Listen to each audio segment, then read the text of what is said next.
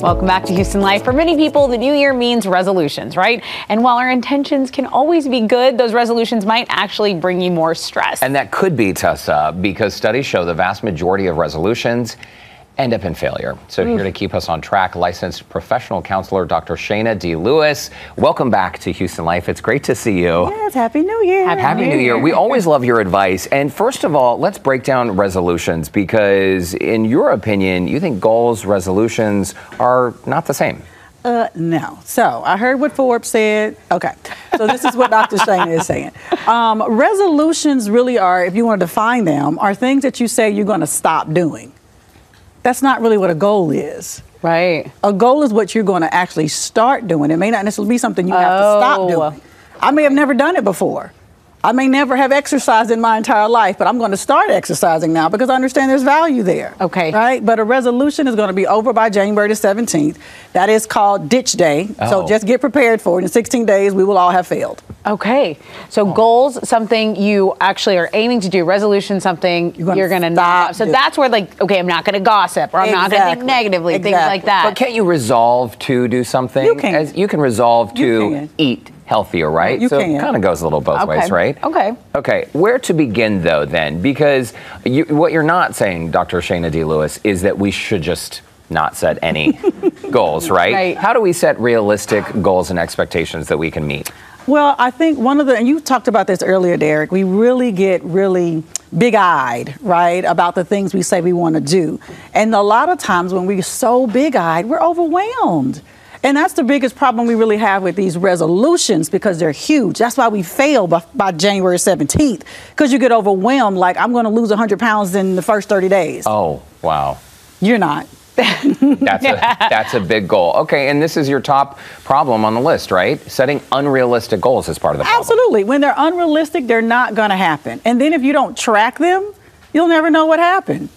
So you need to be intentional when you're setting these things and maybe narrow it down to a couple, because someone can go into the new year thinking, okay, I'm recharged. Maybe I had a couple days off work and these are all the things I'm going to do. But that's not reasonable. That's not realistic because we're maybe spreading ourselves too thin with all the goals. Yeah, you can have too many. If you have like 11 or 12 goals, are you really going to meet all those in the first 90 days of the year?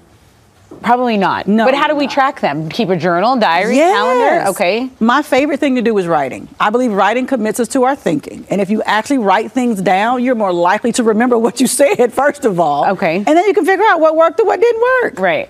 And I remember from past conversations with you that writing also can help us hold ourselves accountable. It does. It does, because you get to go back. So I love journaling. It's one of my favorite things to do.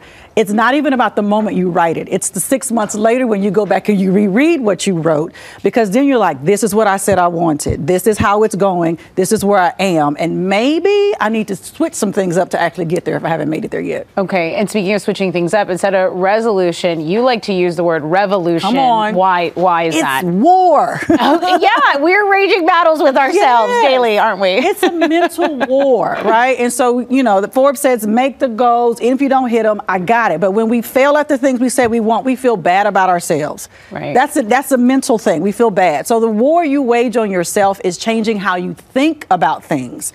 Not just that I want to do something different, but why do you want to do that thing that's different? Does that make sense? It does. And Dr. Lewis, I'm so glad you brought this up, because I think war is a very strong word, right? And the idea that we have to attack the way we think about ourselves. You actually do this. You're a motivational speaker, you're an author, you've done TEDx talks, and you will teach people, specifically women, to unlearn some of these traits or things that we have internalized about ourselves that are not true at all and actually are standing in our way. Absolutely.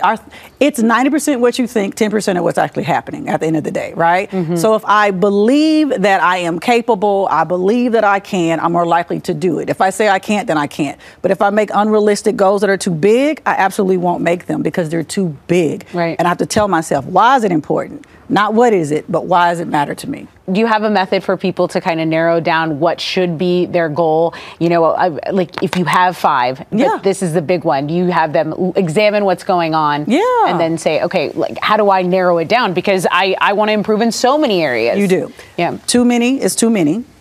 I really say 2 or 3 is enough to start with, right? Okay. So you look at, where does it hurt the worst? Think about it. Where does it hurt the worst? So if my health physically is an issue and it hurts because I cannot spend time with my children, I can't run with them, I can't play with them, I can't, do the things I want to do with them, is that what pains me more? Then maybe that's a place I need to start looking at to create realistic goals and plans for myself, right? That's the thing I think about. That's such good advice. And if you're setting 2 or 3 goals, which seems like a manageable number, and then as you start reaching those goals and seeing results, you can add another goal in April or May, add another goal and continue that process. I mean, there's nothing like seeing progress and success to motivate you to keep going, right? Exactly. What you said, the brain actually loves when we accomplish things. But you know what happens? We don't celebrate the little things. So we miss an opportunity to give our brain that shot that it needs to keep us going, to keep doing it. Yeah. Okay. We need to do that. And you're sticking around, right? I'm here. Okay. We need you. We need you a little longer. So up next, you're going to have an actual New Year resolution plan that you say this works. Okay. We'll find out what it is when Houston Life returns. Don't go away.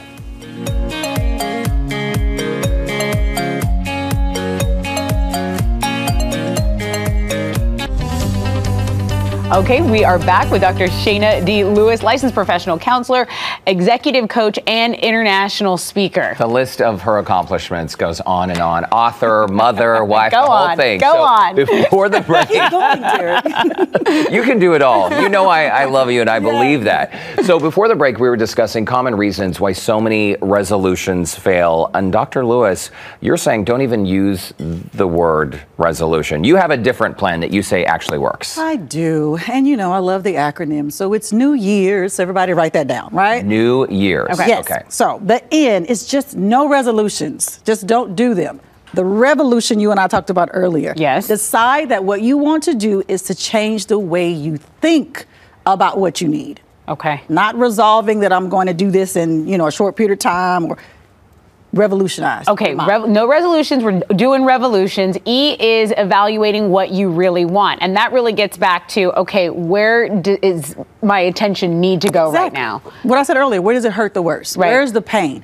Make sure it's your pain and not somebody else's. Yeah, trying to fix something else. Please. Prioritizing what would impact you the most positively. Correct. Okay. And write it down so you are accountable to yourself, but you say yell it to somebody. Yell it to somebody. They know your goal. So here's the thing. Research shows that when you write it, you increase your chances of actually doing it. But when you tell somebody else or yell it to someone else, you increase the probability that you actually do the thing you said you wanted to do. This is actually one of my hacks for getting things done. I always tell people when it's not even calendared in yet, I say, hey, Tuesday, I'm going to go over there and do that. And and they go, oh, okay, that'd be perfect. And I'm like, okay, now you have to do it. Now you said it out loud. It's done. It's written. Now you're accountable. Boom. Exactly. The E in year is something I love because it's eliminating certain things or maybe people from your life that are not aligned with your goals.